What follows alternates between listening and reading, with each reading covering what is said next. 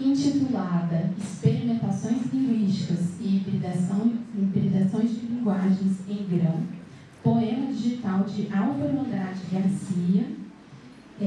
A professora Andréia fará a devida apresentação do professor doutor Rogério Barbosa da Silva, do Cefet-MG. Bom dia a todos, todas. A gente vai fazer, então, nosso último dia de programação aberta.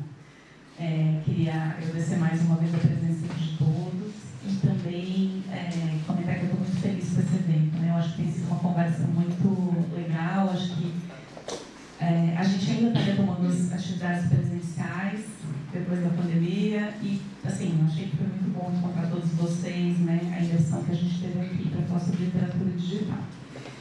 Então, a gente hoje vai ter a fala do nosso querido Rogério Barbosa da Silva, que é graduado em Letras pela Universidade Federal de Minas Gerais, mestrado em Estudos Literários, Literatura Brasileira pela Universidade Federal de Minas Gerais e doutorado em Estudos Literários, Literatura Comparada pela Universidade Federal de Minas Gerais. É professor da Central Federal de Educação Tecnológica de Minas Gerais, Departamento de Linguagem e Tecnologia, e atua no PPG Estricto Sensu em Estudos de Linguagens e no curso de Letras Tecnologias da Edição. Coordena o grupo Tecnopoéticas, grupo de pesquisa em poéticas telemáticas, cibernéticas e impressas. Integra o comitê editorial da LED, editora colaboratória do curso de Letras Cefet Minas Gerais, em que conduz o projeto Coleção Primeiras Edições e série Leituras. Já coordenou também 14 edições da revista Editar, produzida na disciplina Processo de Edição 2. Coeditou a revista Ato de Belo Horizonte e o jornal literário Dez Faces. Coordena o projeto www.poemasaps.org. Tem interesse em pesquisa sobre interfaces entre literatura, tecnologia e hipermídia, edição de poesia e livros de artista, poesia brasileira e portuguesas contemporâneas, visualidade e experimentalismos poéticos. Então, eu queria convidar o Rogério, que é esse nosso, então, pesquisador, professor.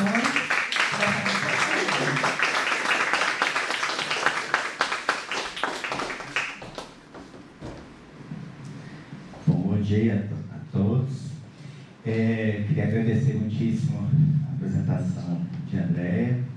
Um prazer imenso estar aqui com tantas pessoas muito bacanas, alguns amigos de mais tempo. Agradecer ao convite, do Vinícius, da Andréia, da Rejane, para estar aqui nessa mesa falando com vocês sobre a poesia de Álvaro Andrade Garcia. E também a universidade, que nos recebe aqui, que nos deu todo esse apoio, aos alunos e professores aqui da UFMT. Bom, eu vou falar da poesia do Álvaro Andrade Garcia. Eu fiz uma mudança de planos, eu ia fazer um texto de leitura, mas eu achei que se eu mudasse para uma apresentação, em PowerPoint, fosse mais interessante. Aqui, deixa eu ver o que eu estou fazendo errado. Aqui é outra coisa.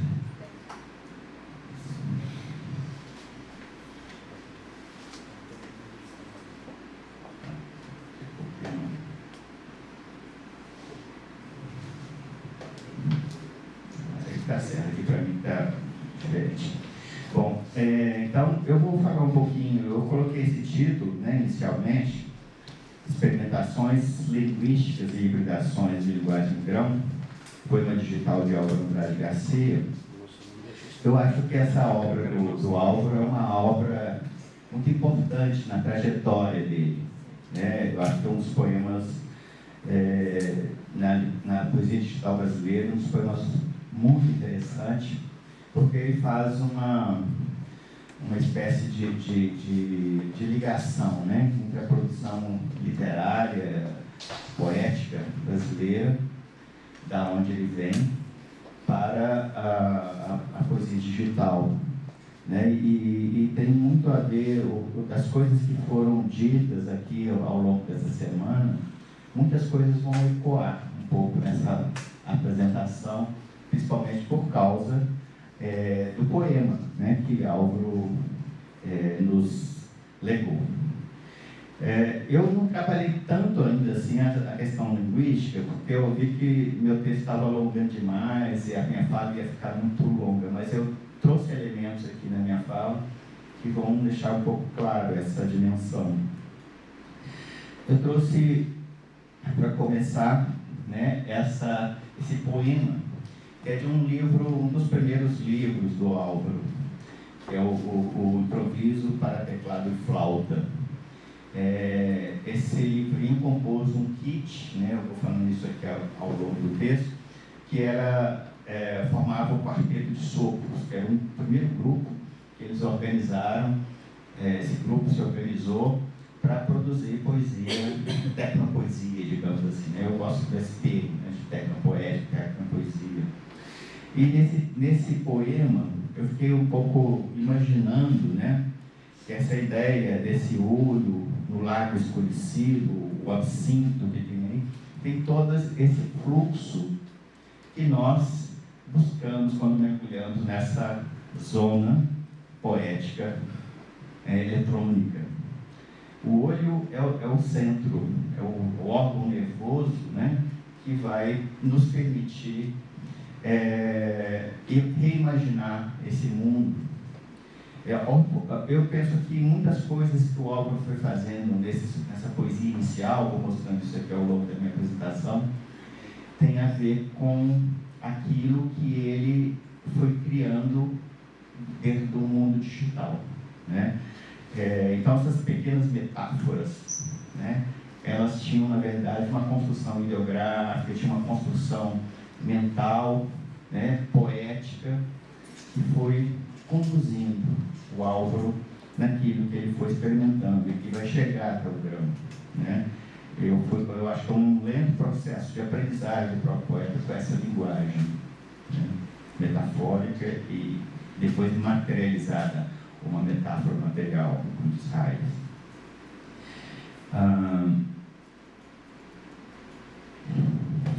Eu trouxe aqui uma coisa que eu chamei de contextos, né?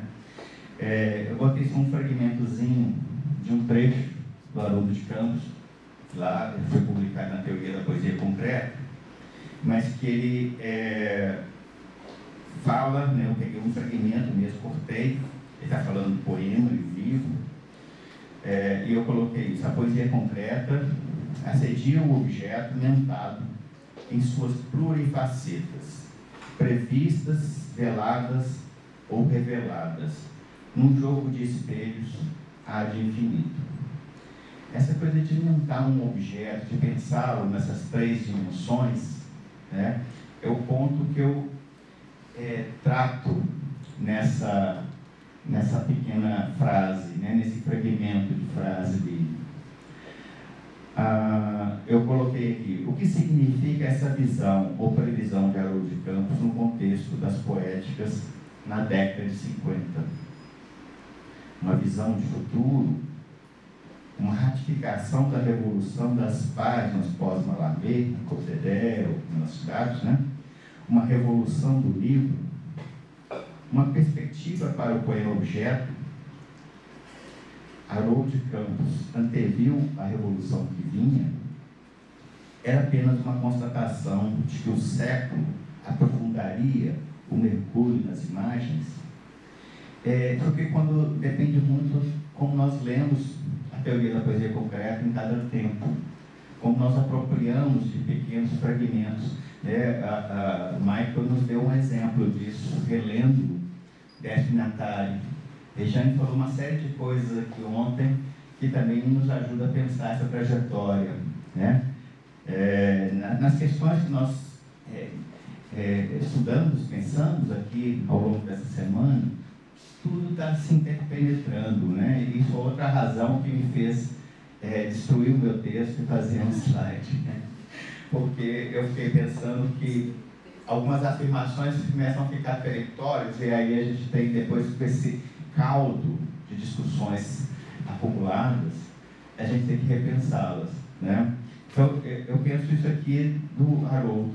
Quando eu escrevi minha tese de doutorado sobre a poesia concreta, a poesia experimental, eu pensava muito na questão do livro e da própria espacialização do poema. Hoje, quando eu leio isso, eu vejo uma série de injunções que nos permitem avançar uma reflexão sobre o que é a poesia a partir dos anos 50, pelo menos, aqui no Brasil, né? E dá para a gente pensar que a poesia que vem na poesia digital não é o único caminho, claro, eu sei disso, mas ela tem muito a ver, no nosso caso, com algumas dessas linhagens estabelecidas, né? Então, essa frase do Haroldo, de inventar um objeto que é pluridimensional, eu poderia falar só do poema objeto, por exemplo, né? Mas eu acho que o poema objeto é também uma forma das materializações. Ele é analógico, em muitos casos, mas ele também é uma forma de materialização desses mapas mentais que o digital nos oferece. Mas é uma questão. Eu fui dando saltos temporais, né? Então, eu trouxe aqui um fragmento da Inteligência Coletiva do Pierre Levy, né? Esse livro que é de 94, foi publicado no Brasil em 2007, e ele diz: o problema da inteligência coletiva é descobrir ou inventar um além da escrita, um além da linguagem, tal que o tratamento da informação seja distribuído e coordenado por toda parte, que não seja mais o apanágio de órgãos sociais separados, mas se integre naturalmente, pelo contrário, a todas as atividades humanas, volte às mãos de cada um. É interessante que você tem um aspecto que as poéticas experimentais trouxe no passado, que permitia a gente deslocar daquela técnica aprendida dos gêneros, por exemplo, do soneto e outras tantas, e experimentássemos a linguagem de uma maneira um pouco mais livre. No entanto, a poesia sempre foi uma especialização, né? Os poetas que mais se desenvolveram foram aqueles também que aprenderam muito mais as técnicas, que desenvolveram outras técnicas, né? O poema, a novidade dele, muitas vezes, é quando o poeta consegue, né, não cristalizar, ou descristalizar as formas, mas construir um outro movimento com essas formas, né? Também acho que o Álvaro fez isso no Grão, por isso eu trago essas questões.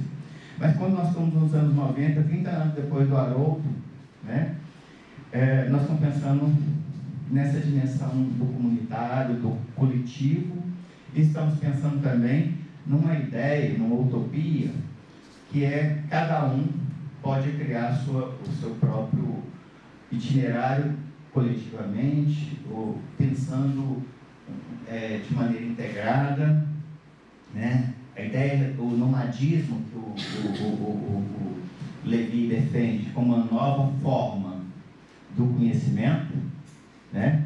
E que seria também libertador, né? Essa questão é que eu acho interessante, porque nós chegamos no contexto contemporâneo. Então, quer dizer, ele diria, né, lá no livro dele, Inteligência Coletiva, que nesse princípio descentrado, heterogêneo, transversal, que ele vê lá nas navegações, anteriormente, Levy imaginava um nomadismo renovado, uma espiral em que os saberes e todo o ecossistema social se abrissem a um mundo novo, não totalitário. E aí eu ponho exatamente o contexto em que nós estamos, né? 30 anos mais, e sabemos que o fracasso dessas utopias, menos dos processos da reorganização do capital, mas dos enganos das promessas libertárias, e mesmo dos neototalitarismos e das manipulações de indústria de fake news que se tornaram poderosos nos últimos anos pelo alvorecer das plataformas das chamadas redes sociais, que eu acho muito pouco sociais, né? Então, eu estou colocando isso como forma de provocação desses movimentos que nós acompanhamos, né? Uma história muito recente. Não quer dizer que tudo deu errado nessa ideia que o Levi está colocando, mas a utopia parece que ficou mais longe, né? Eu digo que essa ideia de que o poeta, como a gente vê o própria trajetória, um poeta como o Álvaro, né? Que foi aprendendo as tecnologias e foi incorporando e criando uma produção poética tecnológica, digital.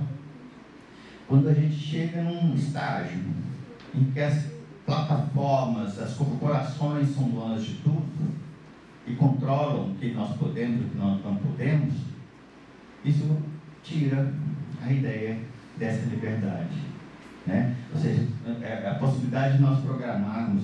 Hoje eu estava fazendo uma coisa, queria botar um link, nesse slide aqui de vídeo, e o computador dizia para mim que se não fosse do YouTube, do Instagram, eu não podia fazer.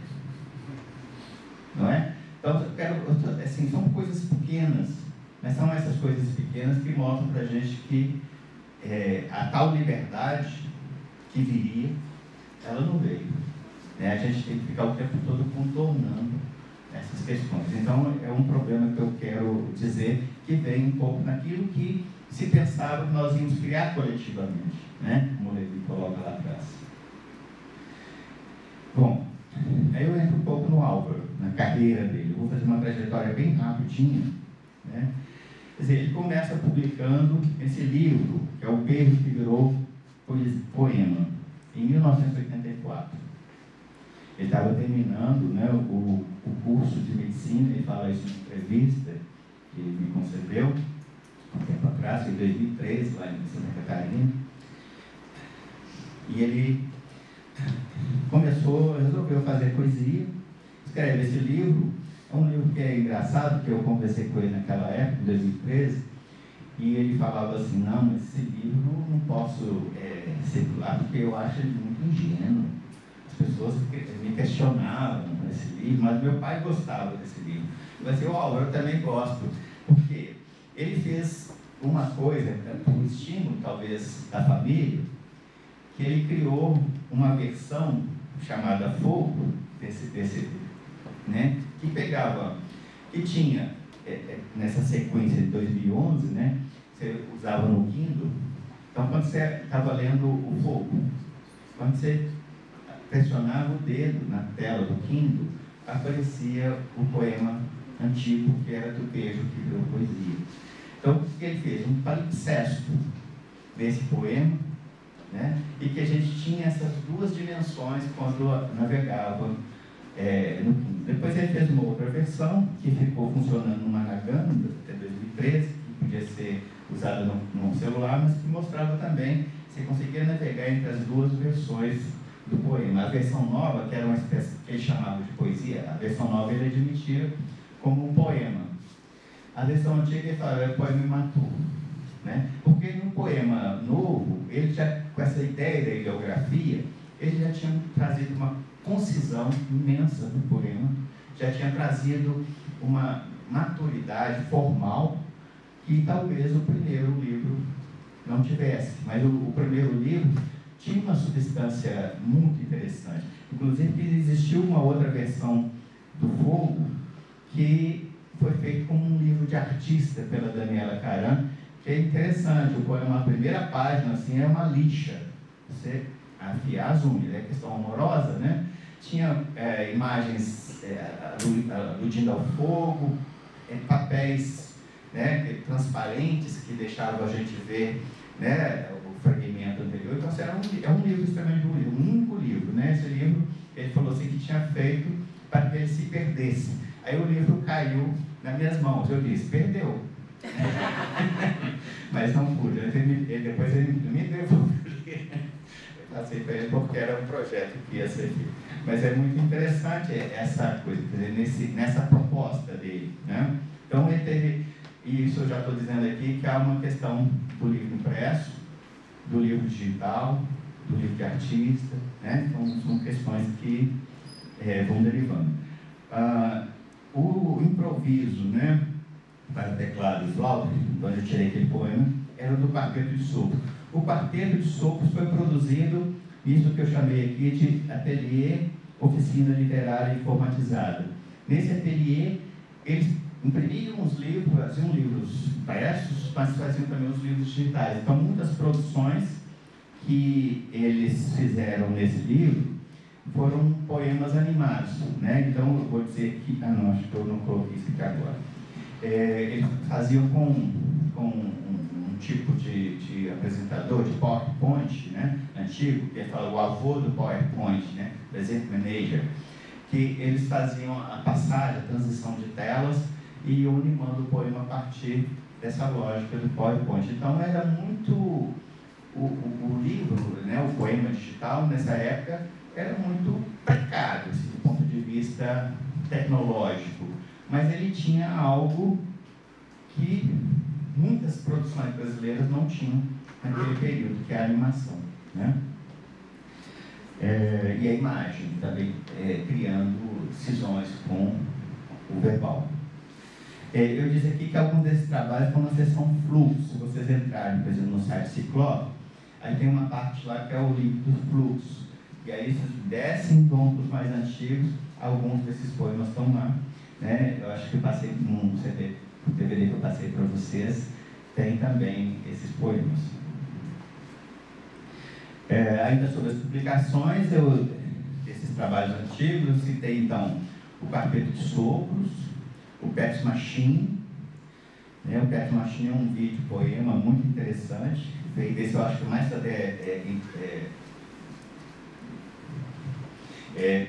esse aqui é até muito mais, digamos assim, sofisticado em relação ao Quarteto de Sopros. E também o Library. Library, eu botei aqui no computador, se der eu passo para vocês. O Library foi um livro que foi publicado, foi editado por Guilherme Mansur, poeta de pop de Minas Gerais, falecido recentemente. Mas também ele fez uma versão digital desse poema. Essa está fora, está offline.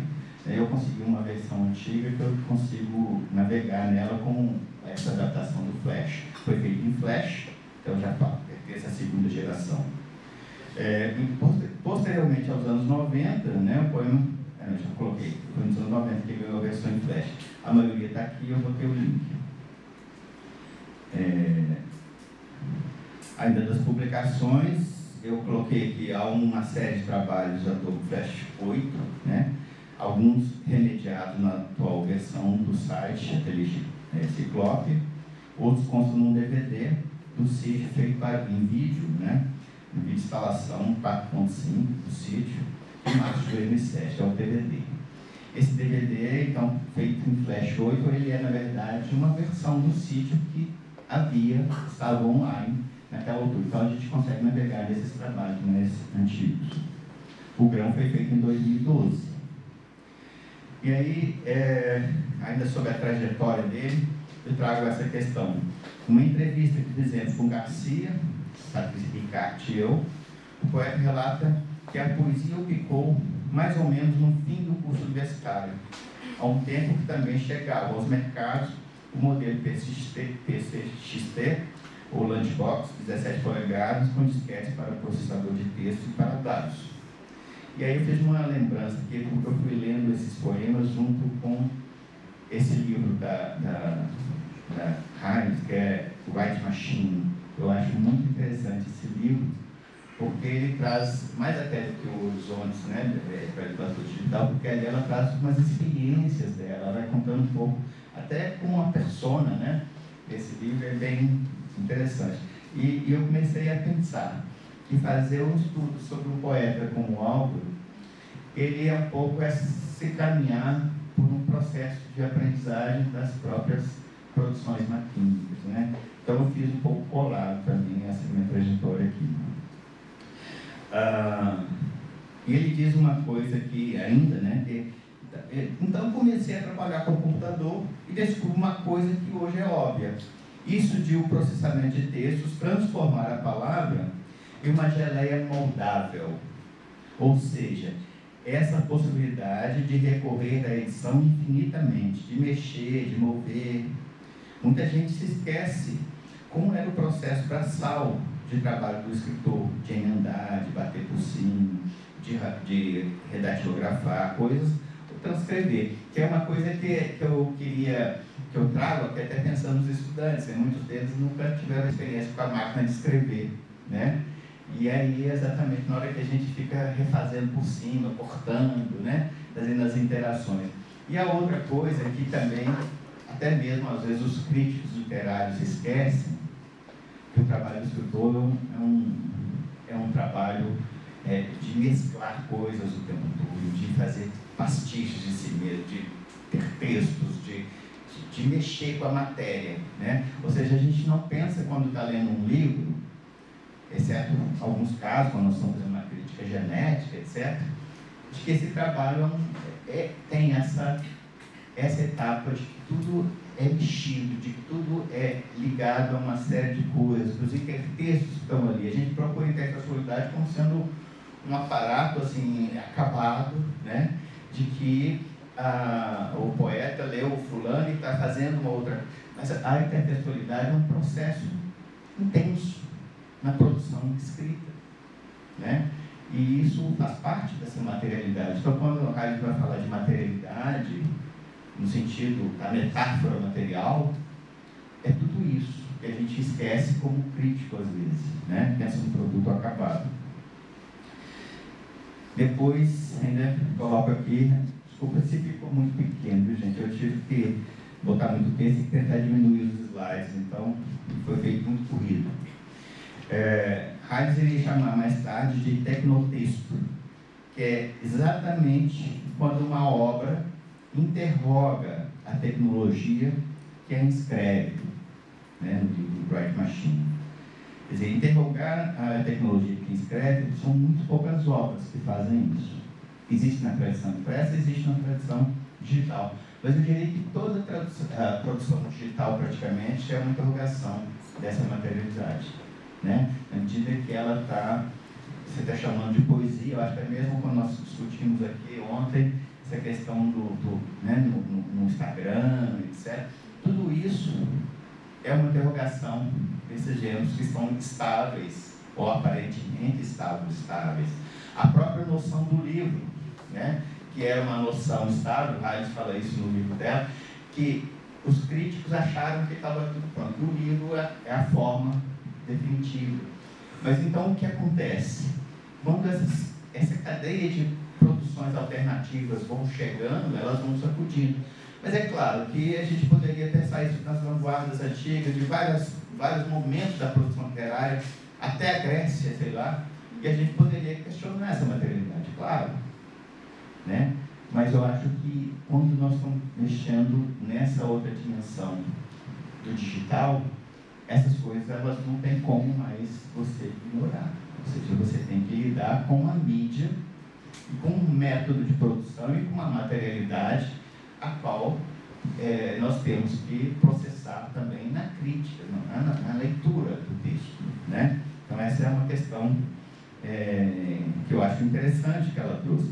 E curiosamente, botei um fragmento aqui, quando ela conversa com um crítico, Mitchell, né?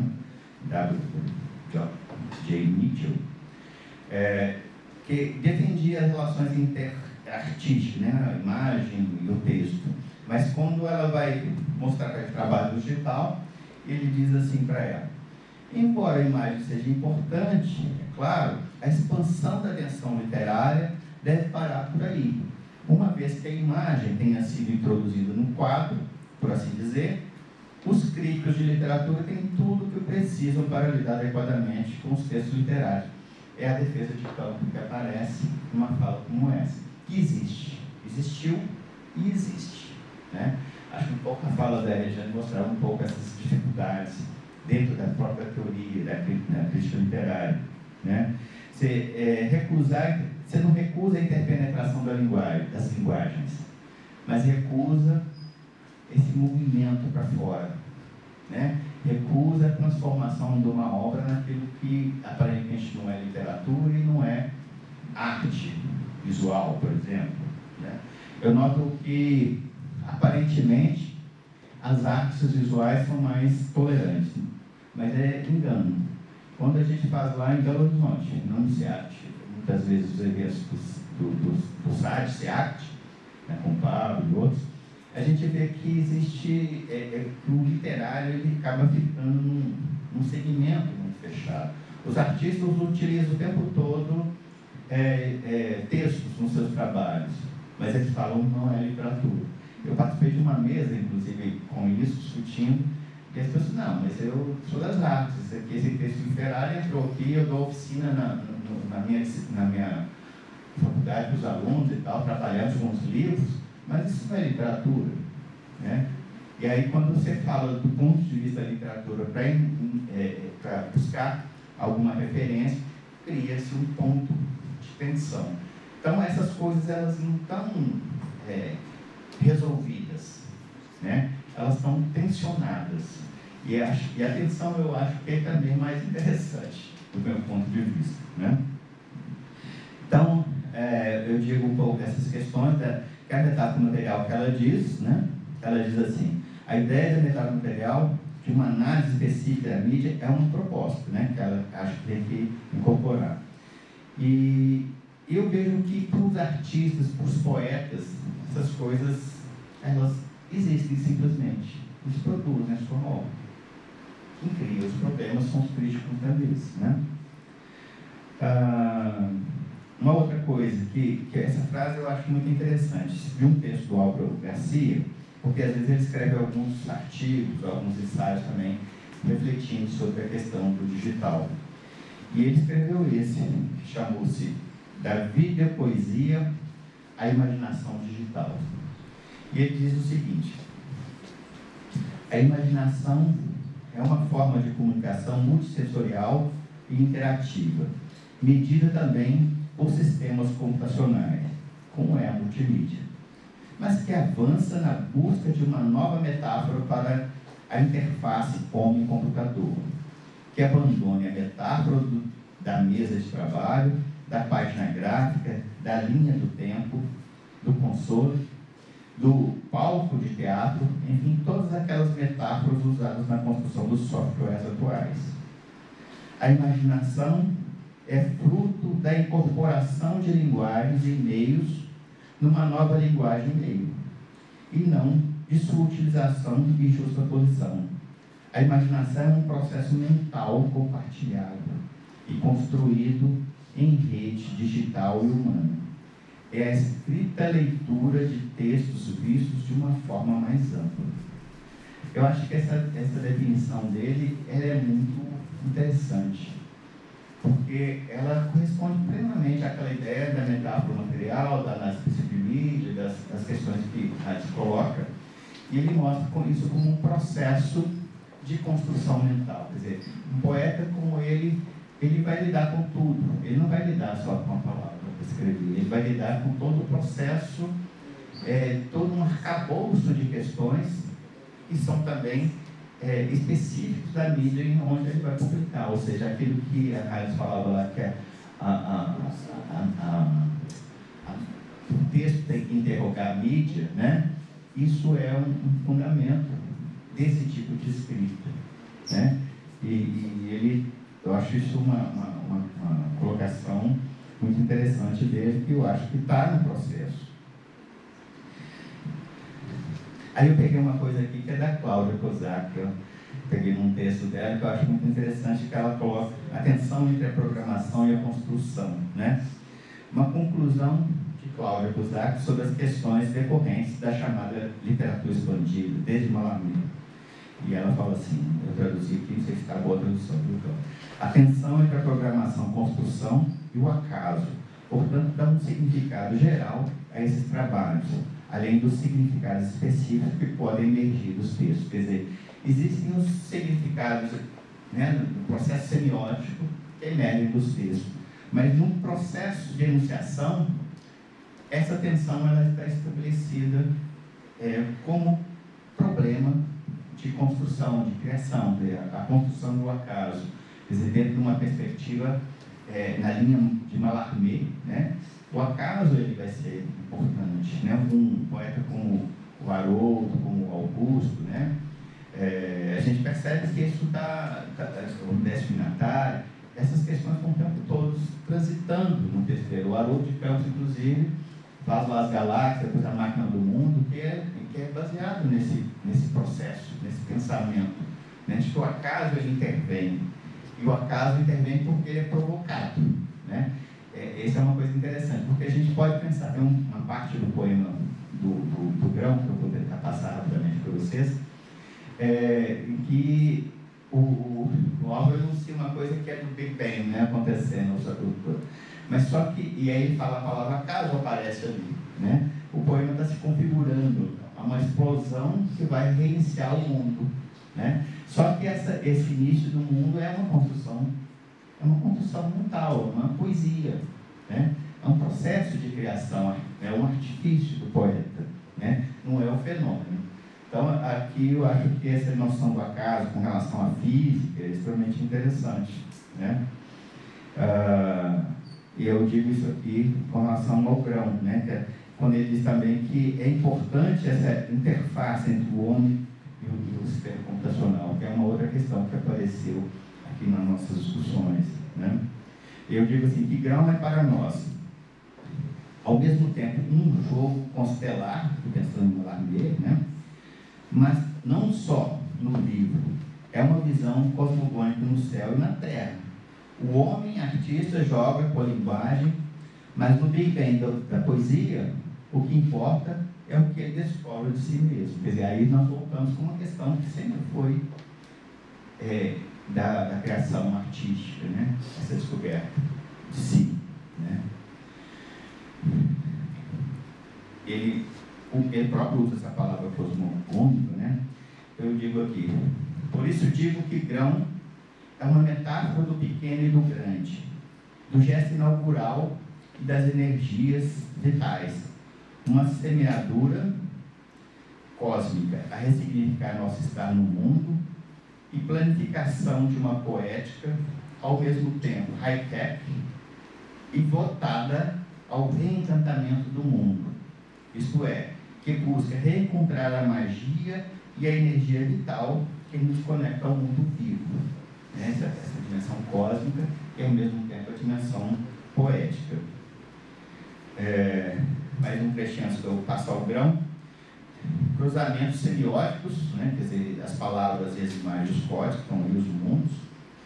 Ele fala assim, ainda dele, tá? Daí o mergulho... aqui é meu. Daí o mergulho nos semas das línguas, no cruzamento semiótico entre palavras e imagens, que aproximam e renovam o mundo em suas diferentes formas. O português, o inglês, o sânscrito, o chinês e as expressões ameríndias. Por outro lado, uma miríade de imagens recortadas de tempos e culturas diversas formam os fundos e planos animados do poema, estabelecendo semioses que nos fazem transitar entre línguas e linguagens, sob a ação dos códigos programáveis e das decisões do leitor. Em Grão, há um riquíssimo jogo no sentido tensional, dinâmico, né, entre literatura e hipermédia. Porque, no primeiro plano, é uma obra videográfica interativa, hipermediática, que convoca imagens diversas, apropriadas pelo poeta. Mas essas imagens se submetem à força imantada do projeto que é Grão. Isto é, não são aleatórias, pois aproximam, compartilham um saber multicultural que diz respeito ao conhecimento originário das tradições primitivas e colidem com o moderno que a obra exibe, né? O high-tech. Assim, nós entramos aqui nessa página. Então, essa página aqui, eu só botei uma imagem do Grão aqui, que é o que chama de poema sumário, né? Quando o poema abre, e a gente chega nesse sumário, e nesses ideogramas, que a gente percebe aqui uma forma visual, né? porque aqui você pode pensar o ideograma também como um grafismo, né? Mas depois ele também se torna ícone, navegável, na medida que ele vai interagindo ao longo da edição do poema. Eu coloquei aqui um quadrozinho, acho que ficou muito pequeno, que seria o seguinte: o eu, no primeiro, né? Depois nós temos ancestral, luz e nasce, né? Seria as traduções que ele próprio deu para o ideograma, tá? Depois nós temos uma outra coluna que tem fogo, raio, trovão e ar vazio. Na outra coluna, primordial, palavra e água. Grão. Aqui, né, eu e o grão, fazendo esse cruzamento, um está no alto, outro está embaixo. Depois a gente tem uma questão que é interessante, que o poema ele vai começar, obviamente, com uma escrita chinesa, da direita para a esquerda, de baixo, de cima para baixo. Então, seria a ordem do fluxo que vai se estabelecer, né? Mas, dentro dessas palavras, dentro desses ideogramas, a gente já percebe, não só pela apropriação e aproximação com a cultura, como que esses temas ancestrais e a inserção subjetiva, né, do eu, ela vai organizar um pouco essa estrutura do Big Bang. Quer dizer, os temas primordiais vão aparecer e, ao mesmo tempo, o poema vai executar, né, tipo um balé de palavras em que nós perceberemos a ação do poeta. Então, acho que agora eu posso ir aqui no poema. Eu quis fazer todas essas considerações, porque senão ficaria complicado pela navegação. Só um instantinho.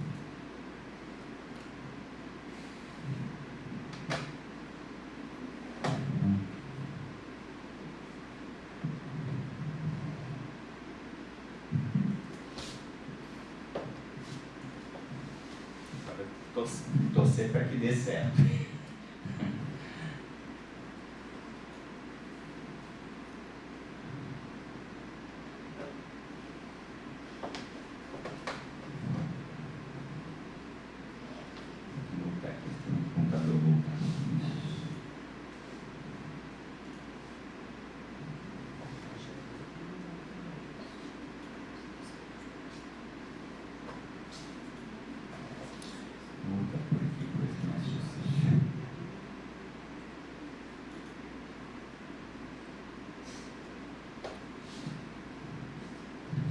Então o poema vai se abrindo, essa capa, né? Essa imagem, por exemplo, são figuras rupestres,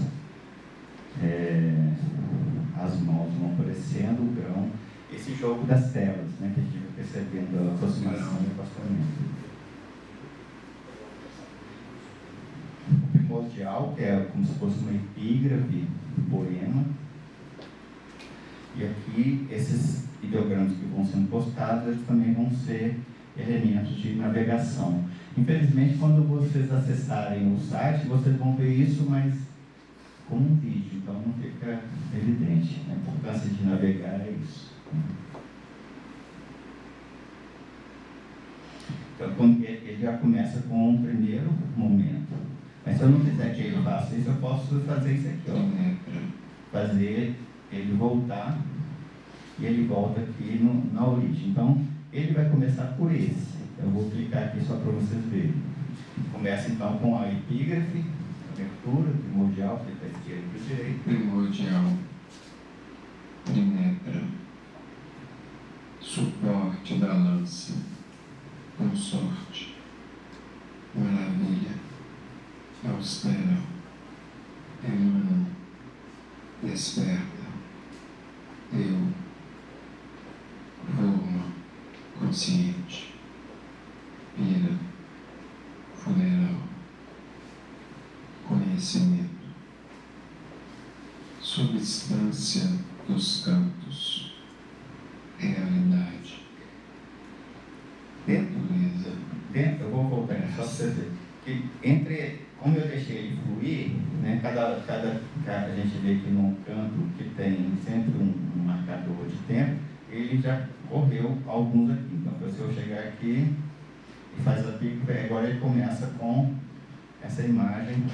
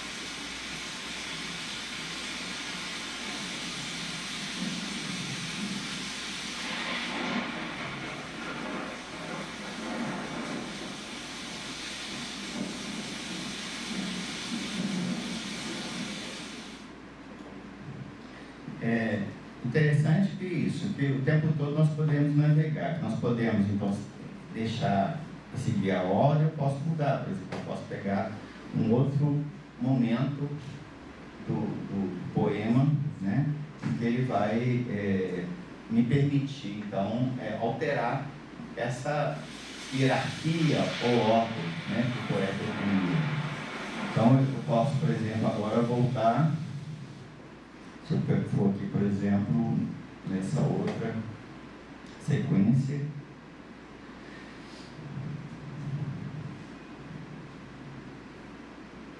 dá para ver que as palavras de várias línguas, né, elas têm uma traduz a outra, ou elas criam determinadas tensões que promovem uma espécie de colisão, né, de linguagens. A ideia de expandir, de aproximar, quer dizer, aqui ele vai mexendo com as possibilidades da tela, né, ele vai mexendo com a animação das palavras, com as imagens, a articulação que elas vão criando, né, para reforçar ou para tensionar, né. Light. Aqui esse é o do plasma que acontece o fenômeno. E aqui o grão está sempre aqui, o eu está aqui, ó. Aqui, só que o eu, quando a gente clica, a gente vai ver dados da informação do poema, né? Então o eu acaba remetendo para o poeta também, né? Para o autor. Então, se eu quiser voltar aqui,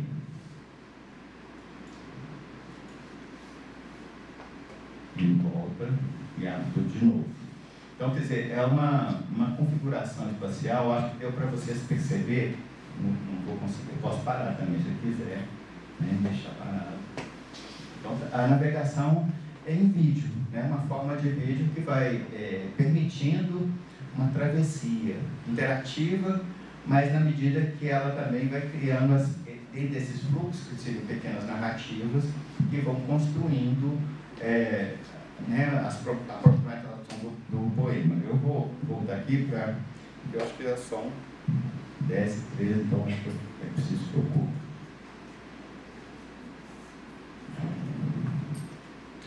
E também estou acabando, depois se for o caso, tem como a gente navegar se precisar.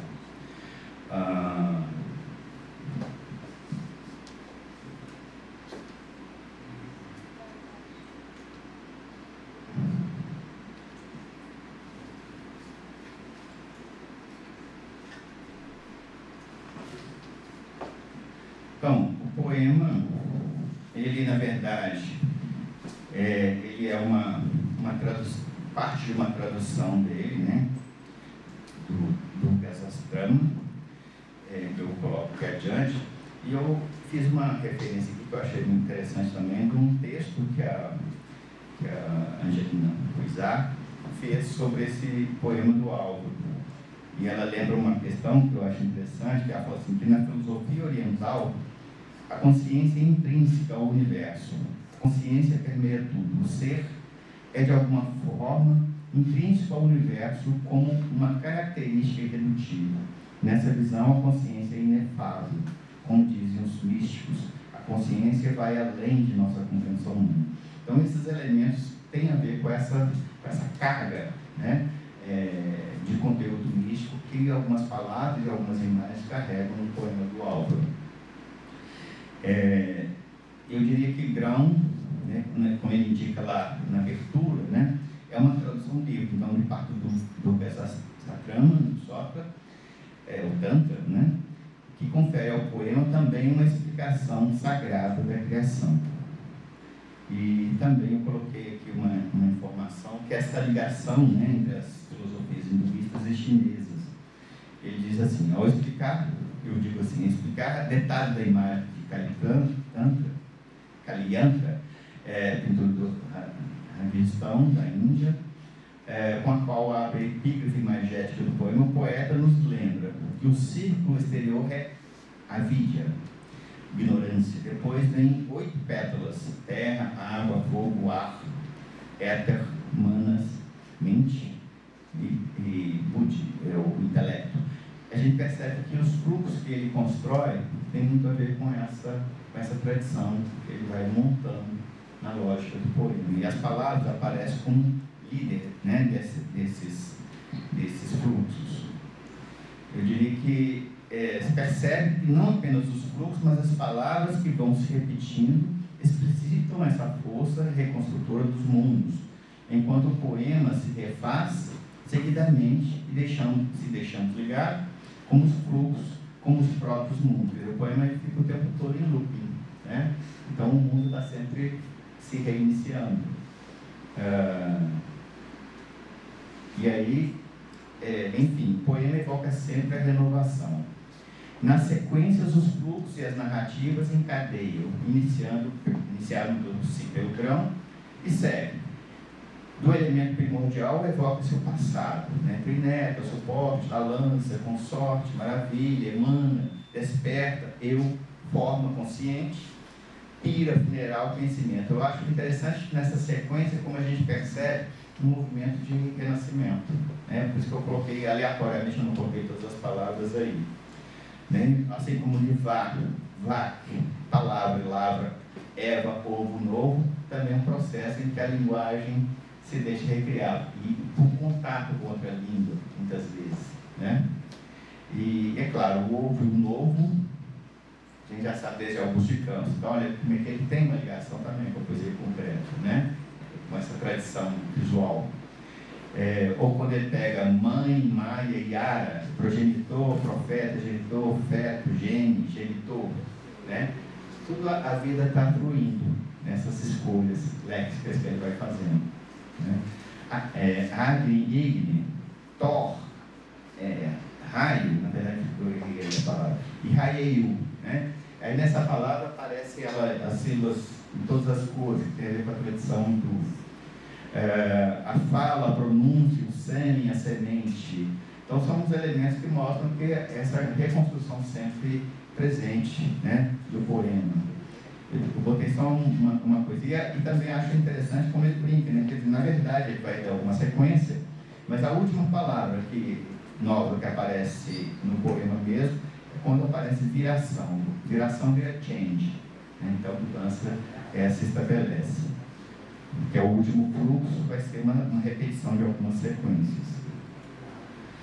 E concluindo, eu diria assim que grão, a mineração das palavras, é um traço forte de uma poética elaborada e consciente de sua artesania, mas é com elas que o poeta estabelece a ponte entre o futuro high-tech e o passado low-tech.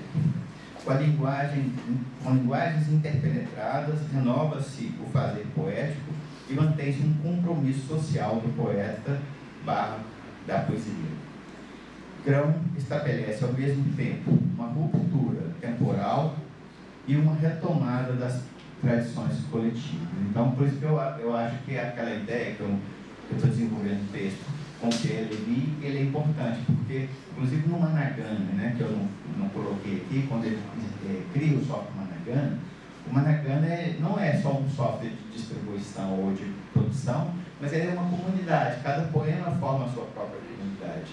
Então, essa ideia que está lá no Lévy, ela está vindo na construção do projeto dele, né? E foi barrado porque o flash caiu, né? Se o flash caiu, a gente vê exatamente aquilo que eu estava fazendo, essa conexão, né? E aí eu botei algumas referências, mas acho que estão muito pequenas, não consegui ver. Se precisar, depois eu mando essas coisas para vocês. E queria então agradecer. Se for possível, depois eu posso mostrar um outro poema, mas eu acho que, por hora, pensando aqui no tempo, eu não queria atrasar o almoço de ninguém. Então, fico aqui para, se der tempo de a gente falar alguma coisa, estou às horas de disposição. Obrigado, gente.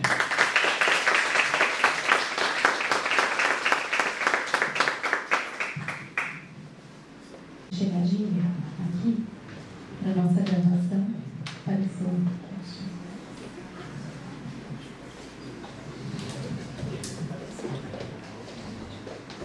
Bom dia, gente. Bom dia, Rochelle. Obrigada pela sua fala. Eu queria te perguntar o seguinte, né? Já que você é esse conhecedor da obra do Álvaro, de antes, né, vamos chamar de obra analógica, do Álvaro, eu queria que você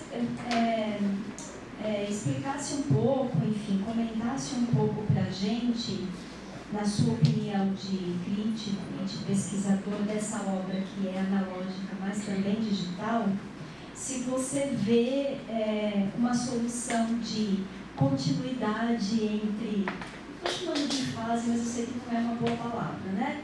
Entre esse momento da materialidade impressa e esse momento da materialidade digital, se há uma solução de continuidade, se há algum tipo de ruptura que você vê. Enfim, queria que você refletisse um pouco a respeito desses dois momentos, para querer ouvir sua opinião. Obrigada. Obrigado, Jane. Algumas vezes eu tive a oportunidade de conversar com o Álvaro sobre isso, né? Sobre essa relação. Ele observa muito assim, essa cena do que acontece no impresso e do que acontece no digital. Penso que ele próprio não pretende abandonar nenhuma nem outra, pelo que ele fala. Às vezes ele faz uma coisa, por exemplo, quando ele criou o grão, ele fez essa caixinha aqui, que é uma ideia de que aqui tem um pendrive, né? E tem um folhetinho que é um poema. O livro, ele ganha uma configuração assim, né, analógica em termos, porque ela traz um pendrive, ou seja, a obra mesmo é o pendrive. Eu acho que um poeta como o Álvaro, ele nunca vai migrar totalmente. Ele sempre vai tentar encontrar uma relação de tensão, de colisão ali entre o impresso e o digital. Mesmo porque, assim, como a gente já viu né, por vários críticos e várias constatações, quando a gente fala sobre o livro não morreu, o livro não acabou, né? Não contem com o fim do livro, diz o Humberto Eco. Eu penso que há uma produção muito ativa. Agora mesmo, né, no sábado passado, eu encontrei o Álvaro, nós estávamos fazendo uma foto para um livro, uma coleção de livros que está saindo agora em junho, chama Poesia Orbital. Todos os livros impressos. Estávamos lá, nós todos, lançando um livro impresso. Então, assim, eu acho que esse movimento, ele vai continuar. E num caso dele, eu acho que a canção é interessante por isso. Porque o que ele traz da experiência dele de leitor, eu acho que uma coisa que foi discutida na mesa, uma parte acho que foi você mesmo que provocou, Rejane, que é como que essa tradição da leitura, o que a gente chamaria de clássico, que nós chamaríamos, né, de uma leitura do analógico, ela continua. Né? Então ele está evocando, se vocês pensarem ali, a forma como o poema se movimenta na página, a forma, né, da poesia concreta, de Mallarmé, de outros tantos, em que a tipografia muda, o design importa bastante ali naquela configuração visual, né, de beleza, inclusive. Mas eu penso que ele vai continuar fazendo esse tipo de tensão porque ele quer extrair o máximo, talvez, das próprias tradições que a poesia impressa nos legou. E vai testar essas possibilidades, né? Então, às vezes faz vídeo poesia. Recentemente ele fez, acho que 1 ou 2 vídeos poemas novos que estão lá no site dele. Mas fez na forma de vídeo. Um foi na Praça da Liberdade, que eu também tinha feito, poemas que eram expostos numa fachada digital do Museu do Conhecimento da UFMG. E depois ele fez um outro que circulou, não sei exatamente onde, mas que hoje está na página dele. Então essa tensão vai continuar para ele. Talvez não continue para outros. Né? Não sei se eu respondi.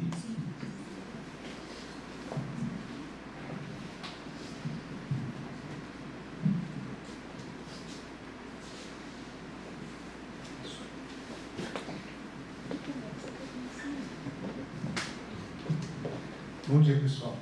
Obrigado, Rogério, pela fala mais uma vez, sempre muito precisa.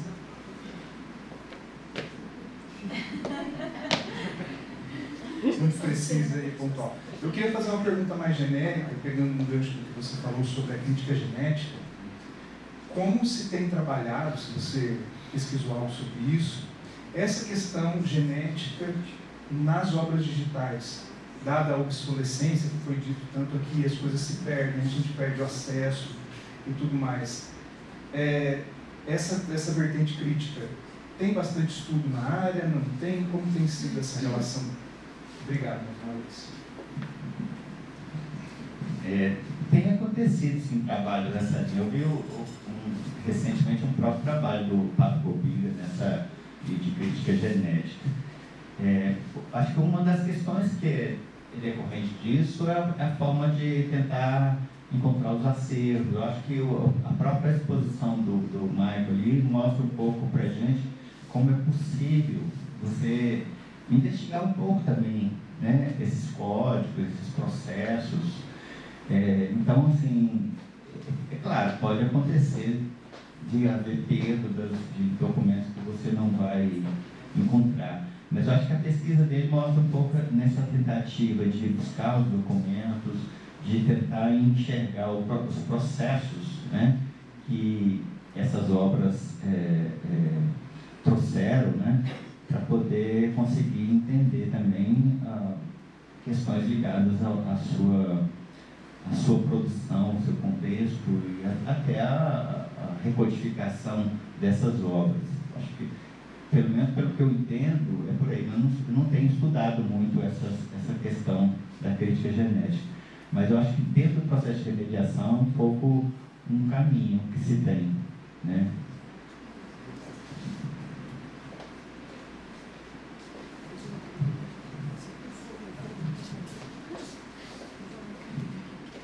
Quando vocês trouxeram essa questão da crítica genética, né, talvez fosse uma questão também para os nossos organizadores de antologias, repositórios, fazer uma espécie de um documento de boas práticas para criadores, porque eu estava pensando agora, uma coisa que acontece muito, não sei se com todo mundo que cria, muitas vezes a gente faz um projeto, um planejamento, se for um trabalho colaborativo a gente vai documentando até mais necessário, mas quando você está fazendo o design da obra, às vezes na hora que você está terminando, colocando aquilo no ar, você percebe uma pequena falha ou algo que pode ser aprimorado.